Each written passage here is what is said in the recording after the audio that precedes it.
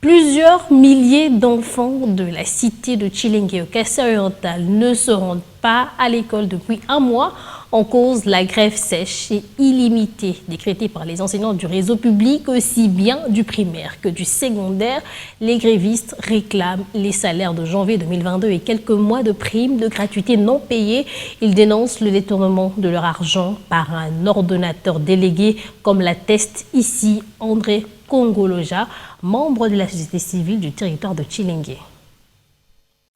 Et en fouillant des informations, l'OD aurait demandé aux enseignants d'accepter qu'ils retiennent 4 000 francs sur leur salaire et après les enseignants, les délégués syndicaux qui étaient partis ont accepté.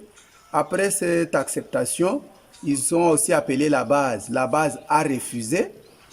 Au moment où ils avaient déjà accepté, l'OD les a embarqués dans un véhicule vers la banque pour le retrait de l'argent.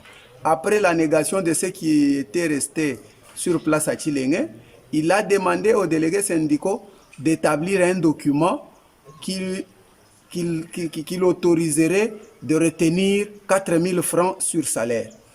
Ils sont revenus après leur réunion. Tous les enseignants ont été convaincus par les délégués syndicaux et ils ont établi un document de retrait sur salaire. Ces documents existent où l'OD a accusé réception. Mais à la grande surprise, ils commencent à leur dire que vous n'avez pas droit à cet argent et qu'ils ne connaissent même pas là où cet argent se trouverait au moment où l'on parle. Or, avant cela, avant cette date, il a accepté, il les a même embarqués dans un véhicule pour le retrait de cet argent. Il a même utilisé son argent pour payer le transport de certains délégués qui étaient dans cette délégation.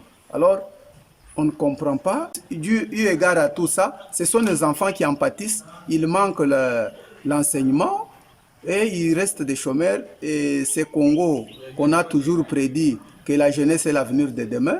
Et cette jeunesse, la jeunesse de Tchilingé, elle est écartée.